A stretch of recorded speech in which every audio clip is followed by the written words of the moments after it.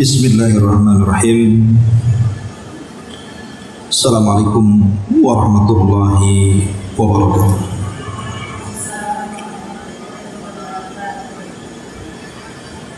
Alhamdulillah wassalatu wassalamu ala Rasulillah wa ala alihi wa sahbihi wa mawalah wa la hawla wa la quwwata illa billahi wa ba'd.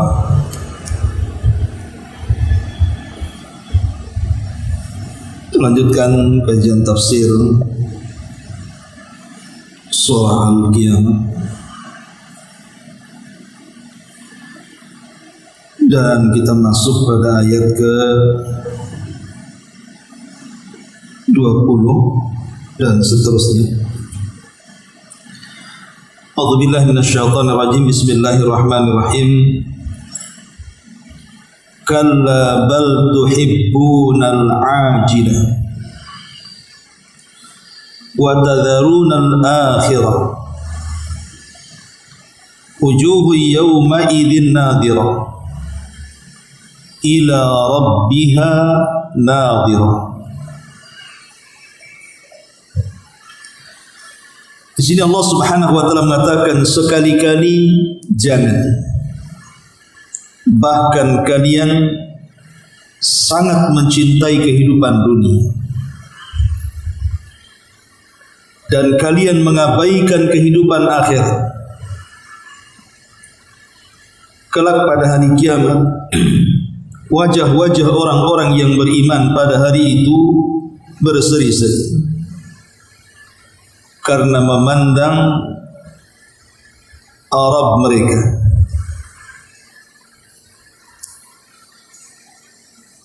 Baik, dalam ayat ini Allah Subhanahu wa taala ingin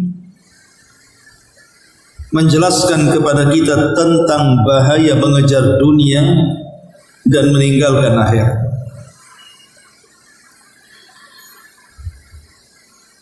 Bicara sedikit tentang dunia, kita tahu bahwa dunia dan akhirat itu sesuatu yang berbeda.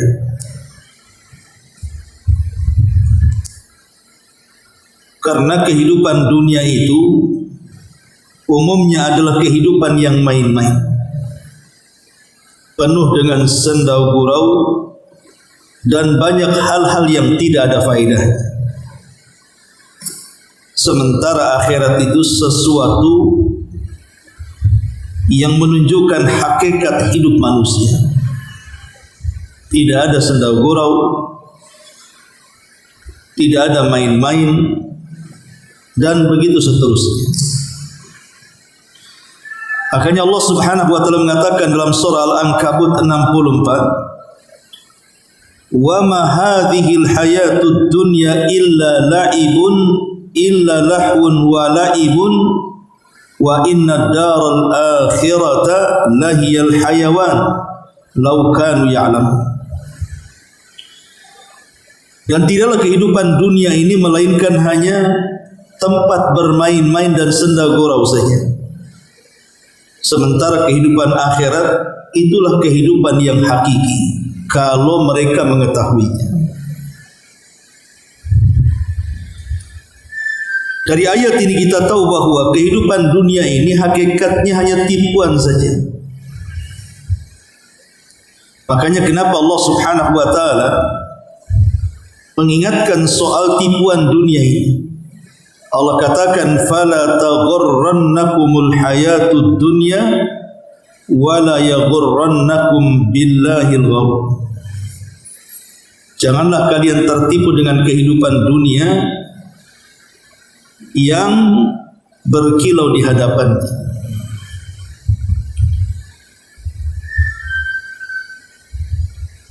Bahkan kalau kita lihat lebih jauh daripada itu, perbedaan kehidupan dunia dan akhirat, dari segi harga yang kita lihat, Nabi SAW mengatakan, "Maudhi'u sautin fil jannati khairun minad dunya wa ma fiha." Tempat semeti di sorga itu jauh lebih baik dibandingkan dunia dan isinya.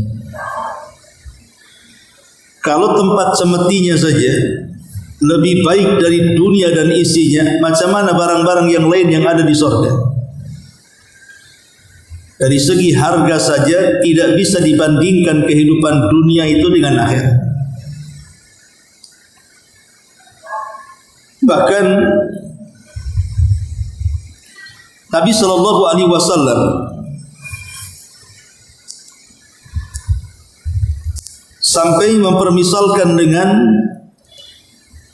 dengan uang ketika membandingkan kehidupan dunia dengan akhirat. Satu hari Nabi sallallahu alaihi wasallam berjalan di sebuah jalan, tiba-tiba kemudian mendapatkan bangkai seekor kambing. Dan bangkai kambing itu sekalipun hidup dia cacat, apalagi dia mati. Maka Rasul kemudian menjewer kuping kambing ini dan mengatakan di hadapan para sahabat, maukah di antara kalian yang membeli seekor kambing itu dengan 1 dirham? Mau enggak? Ini ada kambing depan kalian, mau enggak kalian beli 1 dirham?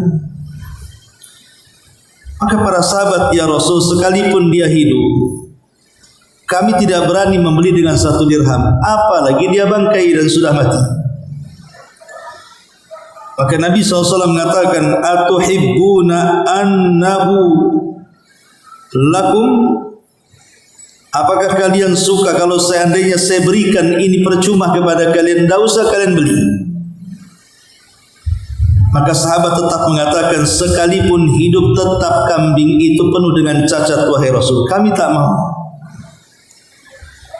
Maka Nabi SAW mengatakan, wallahi la dunya ahwanu 'ala Allah min hadza 'alaikum.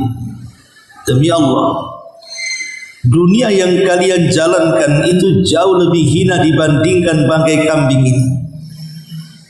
Dunia yang kalian jalankan jauh lebih hina dibandingkan kambing yang sudah membangkai ini. Lihat bagaimana permisalan dunia dengan akhirat. Nabi SAW sampai mempermisalkan dunia ini lebih hina dibandingkan bangkai kambing. Bahkan Nabi SAW juga mempermisalkan dengan timbangan. Kata Nabi SAW, "Lau kanatid dunya ta'dilu, lau kanatid dunya indallahi ta'dilu janaha ba'udha, ma saqa kafiran minha syurbata ma'in." Kata Nabi SAW, kalau seandainya dunia ini di sisi Allah Subhanahu wa taala bila ditimbang setara dengan sayap seekor nyamuk. Kalau seandainya dunia di sisi Allah itu kalau ditimbang setara dengan sayap seekor nyamuk, tentu tidak ada satupun orang kafir yang bisa minum walaupun setetes di air dunia. Artinya kalau dunia ini ada manfaatnya, walaupun manfaatnya tidak besar, walaupun hanya sayap nyamuk manfaatnya itu, tentu orang kafir tidak akan diberikan makanan dan minuman di bumi. Tapi karena dunia tidak ada nilainya, makanya orang kafir bisa bersenang-senang di atasnya.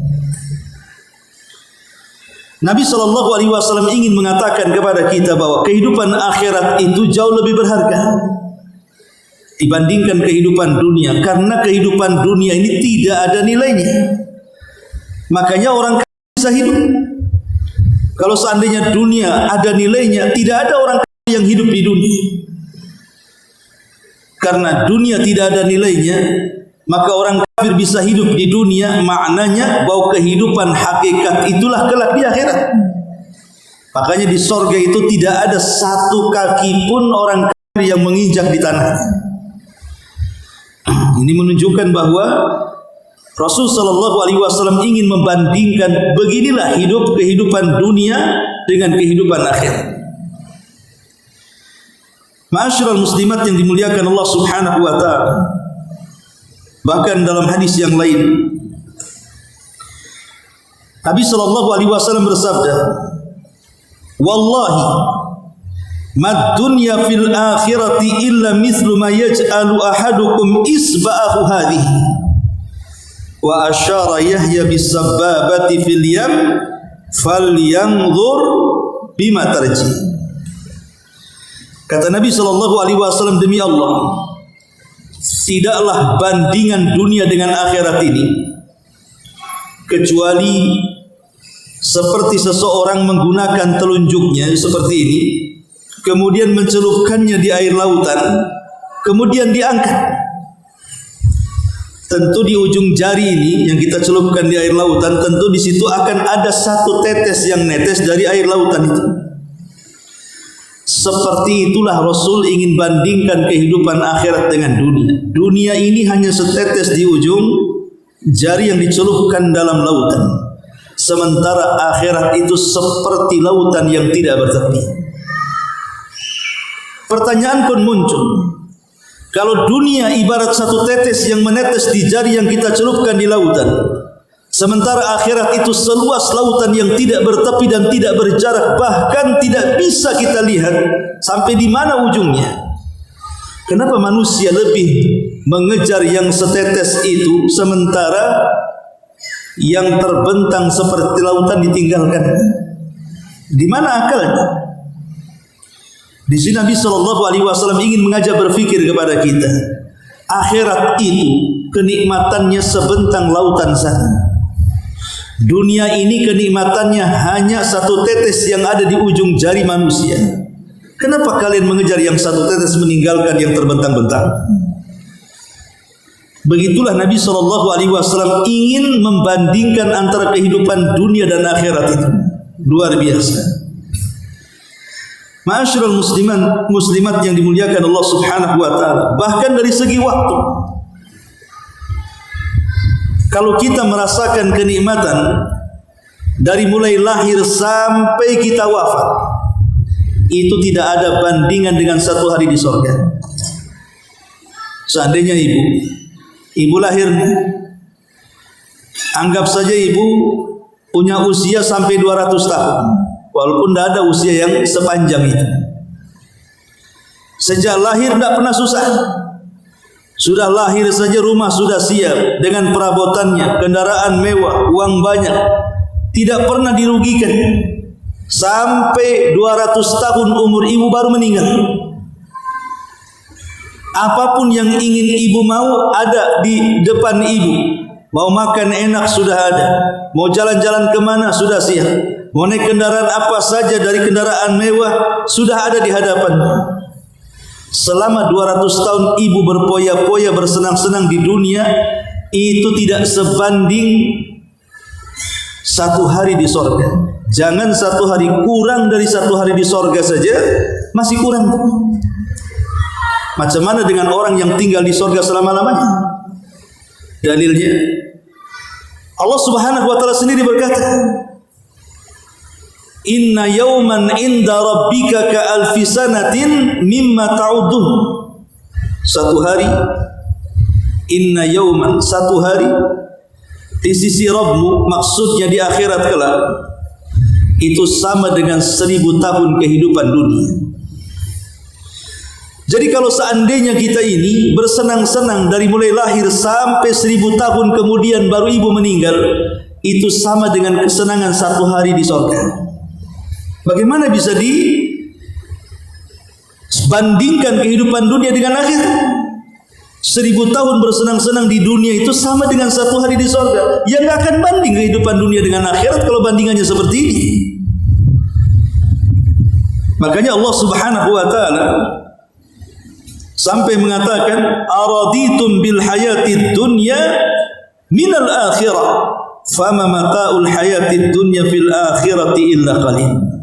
Apakah kalian redha dengan kehidupan dunia dan meninggalkan akhirat?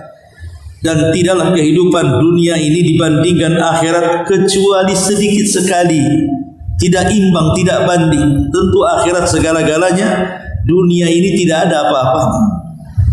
Makanya di sini Allah Subhanahu wa taala ingin singgung dengan mengatakan bal kalla bal tuhibbunal ajilah.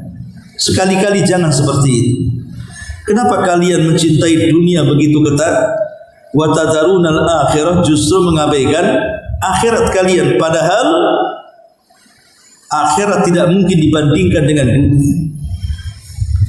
Ma'asyiral muslimat yang dimuliakan Allah Subhanahu wa taala, sampai satu hari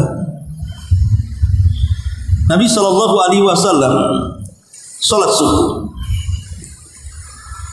Setelah salat subuh, tiba-tiba datang utusan dari Bahrain membawa harta fai yang begitu banyak sekali. Dan orang-orang yang ada di masjid Nabi tiba-tiba berhamburan keluar dan melihat harta yang baru datang dari Bahrain itu. Maka Nabi SAW langsung mengumpulkan para sahabat seketika itu dan mengatakan, wallahi mal faqru ahsya alaikum, demi Allah bukanlah kefakiran yang aku takutkan kepada kalian, walakin ahsya an tubsata dunya, yang aku takutkan kalau dunia dibentangkan di hadapan kalian. Fatanafasuha kama tanafasal ladzina min qablikum fatuhlikakum kama ahlakathum. Kemudian kalian berlomba-lomba mengejarnya sebagaimana umat sebelum kalian mengejarnya, kemudian Allah hancurkan kalian sebagaimana umat dulu dihancurkan Allah karenanya. Lihat kata Nabi SAW, bukan kefakiran yang aku takutkan kepada kalian, tapi kalau kekayaan dibentangkan kepada kalian. Kalla innal insana la yatgha an ra'ahus taghna. Sekali-kali manusia jangan melampaui batas apabila kekayaan dibentangkan di hadapannya. Dari sini kita tahu bahwa dibentangkan dunia itu bukan alamat yang baik, tapi dibentangkan dunia justru alamat keburukan. Karena Allah yang mengatakan sekali-kali jangan melampaui batas kalau dunia berada di genggaman. Karena umumnya orang kalau sudah dunia di tangannya jarang yang baik, pasti dia akan jahat. Dan itu tercatat dalam sejarah. Lihat Qarun, dulunya orang baik Qarun itu, pembaca Taurat yang hebat, suaranya merdu, suka diundang ke sana kemari untuk membaca Taurat ketika miskin. Tapi setelah kaya, di mana Qarun? Menjadi orang yang pertama menentang dakwah Nabi Musa dengan kekayaan. Makanya Allah hukum Qarun dan Allah katakan fa khasafna bihi wa bidarihil ardh. Kami tenggelamkan si Qarun dan seluruh kekayaannya ke dasar bumi. Di mana Qarun sekarang? Firaun juga sama. Dia sombong dengan kekuasaannya dan menganggap seluruh lautan dan sungai-sungai Mesir itu tunduk di bawah kakinya. Akhirnya apa yang terjadi? Allah tenggelamkan dengan kesombongan. Dia sombong dengan air, Allah tenggelamkan di air. Fa aghraqnahum wa junudahum. Kami tenggelamkan dia dan seluruh bala tentaranya. Ma'asyiral muslimat yang dimuliakan Allah Subhanahu wa taala, itulah Allah tegur di sini, sekali-kali jangan seperti itu. Kamu mencintai dunia dan mengabaikan akhirat. Karena dunia ini yang dimuliakan Allah Subhanahu wa taala, hakikatnya adalah al-ibtila. Dunia ini secara keseluruhan, mulai kita lahir sampai kita wafat, itu adalah semua ujian yang Allah anugerahkan kepada kita, yang Allah ujikan kepada kita. Apakah kita selamat dari ujian ini ataukah kita tidak selamat dari ujian ini? Makanya Allah Subhanahu wa taala ketika menciptakan dunia, Allah mengatakan dalam surah Al-Ankabut ayat 2 sampai 3, ahasiban nas an yutraku an yaqulu amanna wa hum la yuftanun. Apakah manusia mengira Mereka dibiarkan begitu saja setelah mereka mengatakan kami beriman dan mereka tidak diuji. Sungguh kalian akan diuji. Walaqad fatanna alladhina min qablihim fala ya'lamanna Allahu alladhina sadaqu wa la ya'lamanna al-kadhibin. Dan sungguh kami akan berikan fitnah ujian kepada kalian dan juga orang-orang sebelum kalian dulu, agar Allah mengetahui siapa di antara kalian yang jujur keimanannya atau siapa di antara kalian yang dusta keimanannya. Jadi dunia ini ujian bagi kita untuk kebebasan kita kelak di surga. Tetapi walaupun demikian, karena dunia adalah bentuk ujian, maka ada hal yang ingin kita bicarakan soal dunia ini adalah ujian. Pertama, tahqiqul ubudiyyati lillahi rabbil alamin. Kenapa dunia ini bentuk ujian kepada kita? Sehingga terkadang kita ditimpa dengan kebaikan, terkadang kita ditimpa dengan keburukan. Terkadang ditimpa dengan tangisan, terkadang ditimpa dengan kebahagiaan. Terkadang ditimpa dengan persatuan, terkadang ditimpa dengan perpisahan. Kenapa dunia seperti itu? Pertama, supaya kita bisa mewujudkan ubudiyah kita kepada Allah Subhanahu wa ta'ala. Supaya kita bisa menetapkan ubudiyah, peribadatan hanya kepada Allah Subhanahu wa ta'ala. Karena belum tentu ujian yang buruk itu buruk selamanya, dan belum tentu juga ujian baik selamanya. Terkadang Allah memberikan ujian buruk, ternyata baik pula untuk kita. Ternyata Allah memberikan ujian baik bagi kita, buruk pula rupanya di akhirnya. Ujian Allah ini tidak tentu. Makanya Allah mengatakan wa asa an takrahu syai'an wa huwa khairul lakum. Kau anggap sesuatu yang kalian benci, rupanya itu baik pula bagi kalian. Wa asa an tuhibbu syai'an wa huwa syarrul lakum. Ternyata yang kalian anggap kebaikan itu justru itu keburukan bagi kalian. Betapa banyak yang dulunya miskin kemudian kaya, nampak baik rupanya dia rela menjual agamanya. Setelah kaya, masjid ditinggalkannya, majelis taklim tidak didudukinya, lisan tidak pernah berzikir kepada Allah, dan begitu seterusnya. Dan itu terjadi. Ini yang pertama. Yang kedua, terkadang ujian dunia ini bentuk kafarah. Mungkin di antara kita diuji dengan sakit, diuji dengan fakir, diuji dengan bully, fitnah, ghibah dan yang semacamnya. Tidak lain dan bukan terkadang itu sebuah kafarah dosa. Sebagaimana Allah mengatakan, Rasul mengatakan, la yazalul bala'u bil mu'min wal mu'minah fi nafsihi wa waladihi wa mali hatta yalqallah wa ma alaihi khatiyah. Dan akan senantiasa seorang mukmin itu diuji oleh Allah, baik laki-laki atau perempuan, baik ujian kepada dirinya, kepada anaknya, kepada hartanya, sampai betul-betul dia menghadap Allah dan tidak punya dosa sama sekali di hadapannya. Terkadang ujian dunia kepada kita itu sebuah kafarah dosa kalau kita sabar. Yang ketiga, terkadang ujian dunia ini dalam rangka husulul ajri, memperoleh pahala, wa rif'atud darajat, dan mengangkat derajat kita. Nabi SAW mengatakan, ma yusibul mu'min min syaukatin fama fawqaha illa rafa'ahu Allah biha darajat au hatta anhu biha khatiyah. Tidaklah seorang mukmin mendapatkan musibah walaupun hanya terkena tancapan satu duri, atau mungkin lebih daripada tancapan satu duri, kecuali Allah akan angkat derajatnya dan Allah akan hapus kesalahannya. Jadi terkadang dunia ini yang buruk yang sampai kepada kita, di balik itu ada pahala besar. Kemudian yang keempat, bahwa al-ibtila darsun. min durusit tauhid wal imani wat tawakkul. Karena dunia ini terkadang ujian dari Allah. Namanya ujian itu pasti ada pelajaran. Baik dari segi tauhid, baik dari segi iman, baik dari segi tawakal, baik dari segi takut, harap, dan begitu seterusnya. Karena begini, ketika orang itu dibentangkan dunia di hadapannya, dia merasa bahwa Allah Subhanahu wa taala sedang sayang dan cinta kepadanya.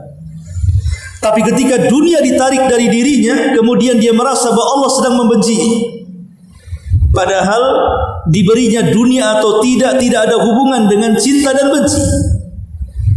Kalau seandainya bentangan dunia yang banyak kepada seseorang dianggap mencintai, apakah Allah mencintai Firaun, mencintai Qarun, mencintai Namrud, padahal mereka semua orang kaya, punya jabatan, pangkat, dan kepemimpinan?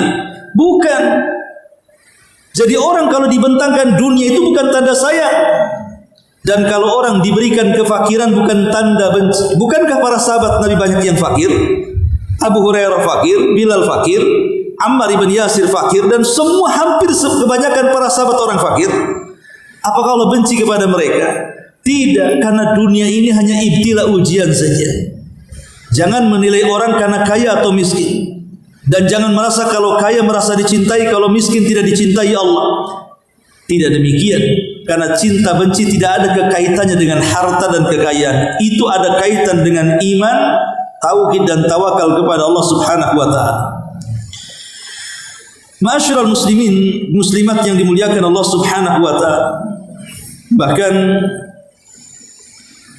terkadang ibtila ini bisa menyingkap hakikat kehidupan yang sedang kita jalani.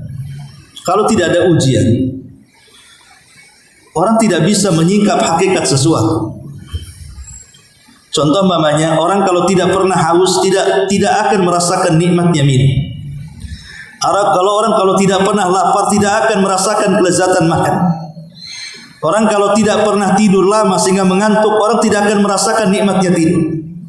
Orang kalau tidak pernah hidup di negeri konflik, dia tidak akan merasakan nikmatnya aman. Dan begitu seterusnya.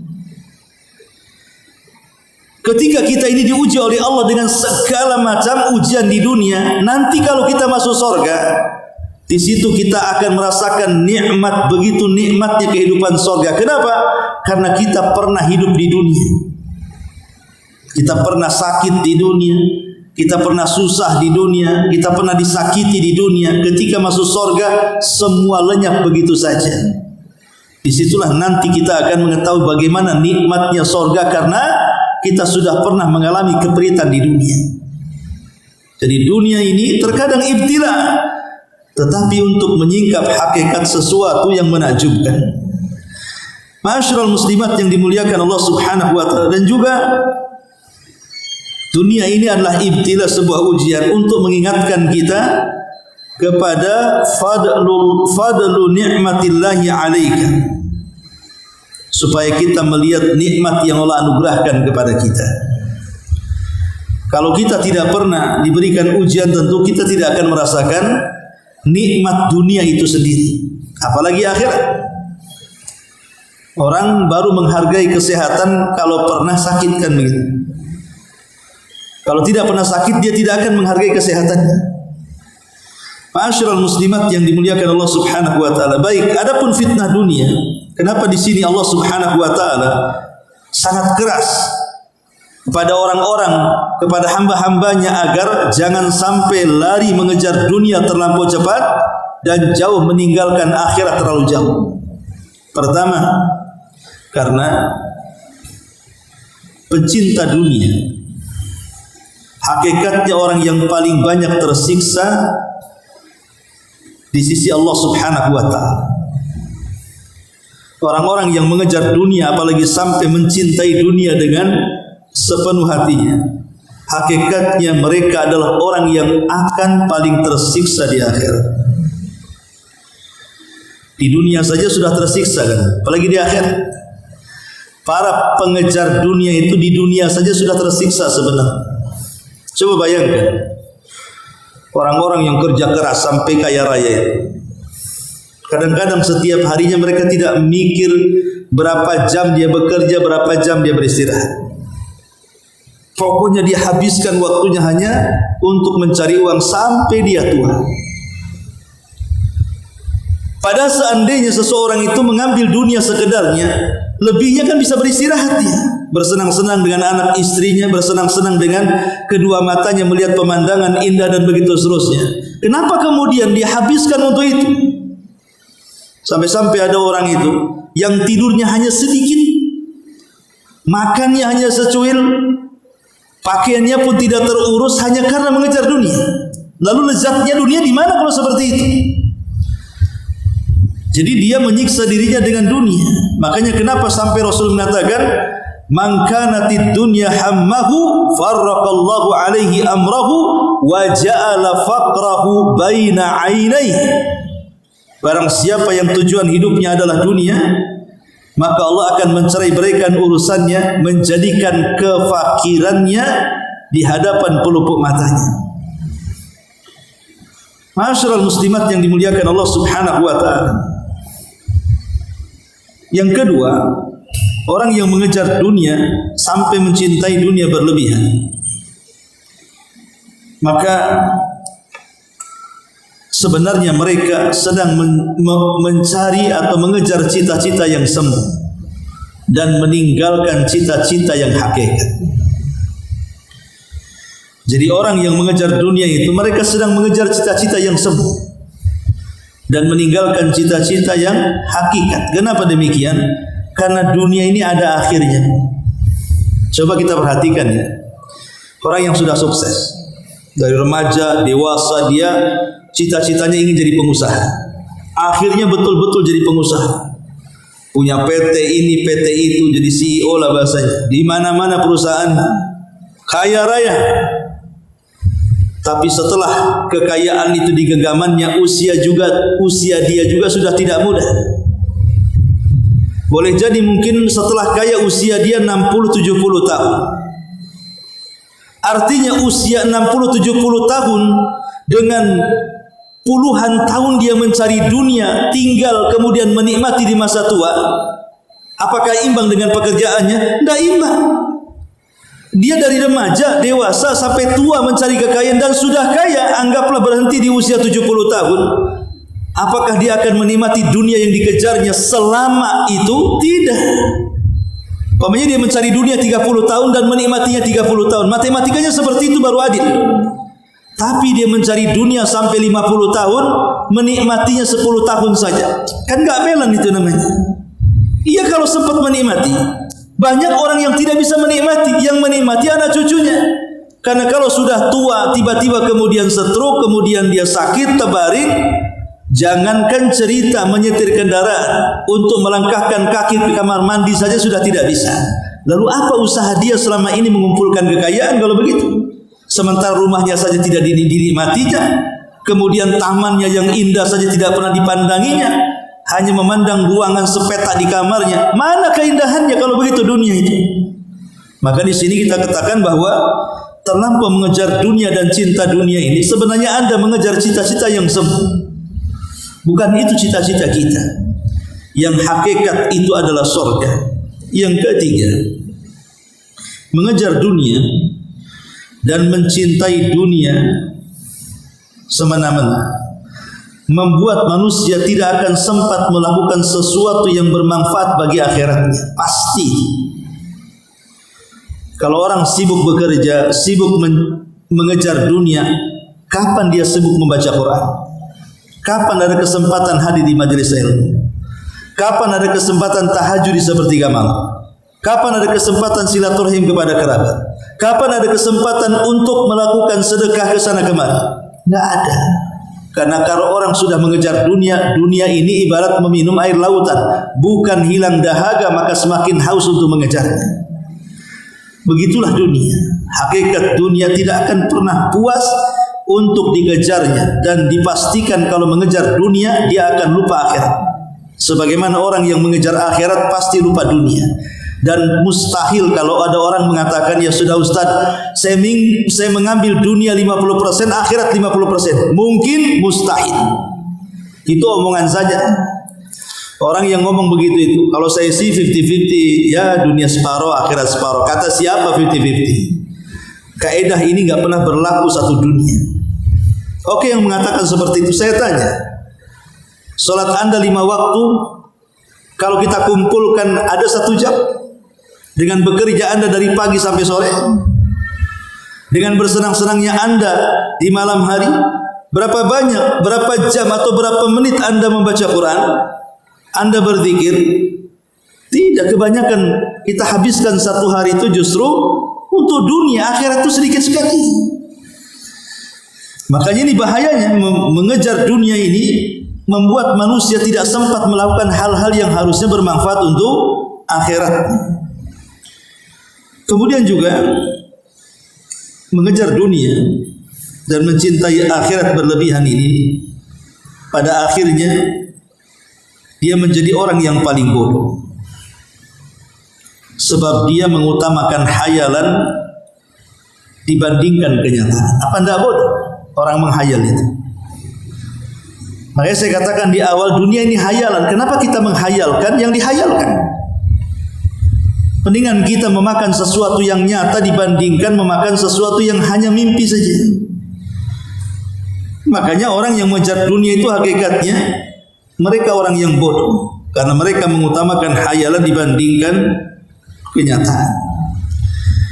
Dan juga orang yang mengejar dunia dan terlampau sangat mencintainya, orang ini tidak pernah tahu tentang asal usul kenapa diciptakan dia ke bumi. Apa tujuan hidup? Kenapa Allah ciptakan kita? Orang ini tidak paham tujuan Allah menciptakan kita. Kalau kita mengejar dunia melulu itu, hakikatnya dia bodoh, tidak tahu asal kenapa Allah ciptakan kita. Lalu apa asal Allah ciptakan kita dan apa maksudnya Allah menciptakan kita? Allah jawab dalam Quran, "Wa ma khalaqtul jinna wal insa illa liya'budun." Tidaklah kami ciptakan jin dan manusia kecuali mereka diperuntukkan untuk beribadah kepada. Dan mengejar dunia berarti dia menjadikan dunia sebagai tujuan, dan dia tidak pernah menjadikan akhirat sebagai tujuan akhir. Dan ini salah kaprah dalam perjalanan. Rasul sampai mengatakan kepada Ibnu Umar, "Wahai Ibnu Umar, jadikan dunia ini seperti orang asing atau seperti pelintas jalan, seorang musafir." Seorang musafir itu kalau lewat di sebuah tempat dia tidak akan lama-lama, karena dia hanya paling menghilangkan penatnya kemudian pergi lagi ke tempat yang sesungguhnya dituju. Lah dunia itu seperti itu, penyeberangan akhirat. Di dunia ini sebentar, di akhirat itu lama. Tapi yang sebentar ini terkadang kita anggap lama, dan yang lama kita anggap sebentar. Nah ini pemikiran terbalik. Inilah diantara bahayanya kita mengejar dunia dan meninggalkan akhirat. Bal tu'thirunal hayatad dunya wal akhiratu khairun wa abqa. Bahkan mereka mementingkan kehidupan dunia, mereka tidak sadar bahwa akhirat itu lebih kekal dan lebih baik. Kalla bal tuhibbunal ajilata wa tadharunal akhirah. Sekali-kali jangan seperti itu. Bahkan kalian sangat mencintai kehidupan dunia dan mengabaikan kehidupan akhirat. Wallahu alam. Inilah diantara keterangan singkat dari 2 ayat 20 dan 21 dari surah Al-Qiyamah. Baik, sampai di sini. Kalau ada yang mau bertanya silakan. Oh iya. Ya, kenapa dalam surah Al-Ankabut tadi gimana bunyinya itu? Disebut al-hayawan. Dalam surah Al-Ankabut ayat 40. 64. Al-Ankabut ayat 64.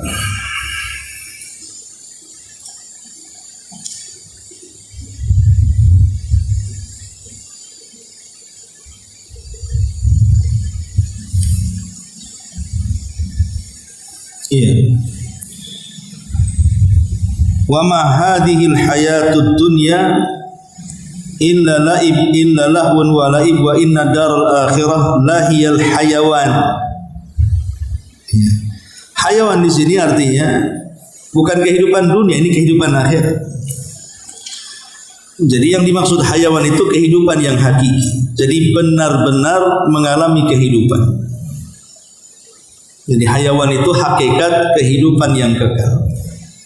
Itulah kehidupan akhirat. Karena kehidupan dunia ini adalah fana. Jadi main-main dan senda gurau itu hanya kefanaan saja. Ada batas waktunya.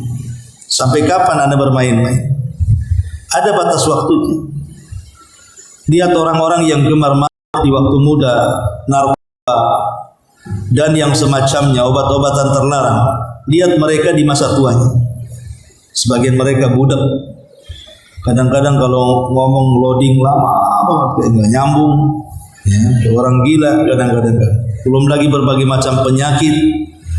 Sampai kapan bersenang-senang itu? Ada batasnya kehidupan dunia. 20 tahun, 30 tahun dengan mabuknya, dengan ekstasinya, dengan morfinnya dan begitu seterusnya. Pasti ada waktu berhentinya. Entah karena penyakit yang menyerangnya, karena kebangkrutannya tidak sanggup membeli lagi, atau karena hal-hal yang lainnya. Dunia ini terbatas, tapi akhirat ini al-hayawan. Maksudnya kehidupan yang nyata, hakikat selama-lamanya, lawan dari fana. Itu mana al-hayawan. Wallahu a'lam. Baik, sampai di sini kita tutup. Subhanallah bihamdika asyhadu an la ilaha illa anta astaghfiruka wa atubu ilaik. Allahu ta'ala alam. Assalamualaikum warahmatullahi wabarakatuh.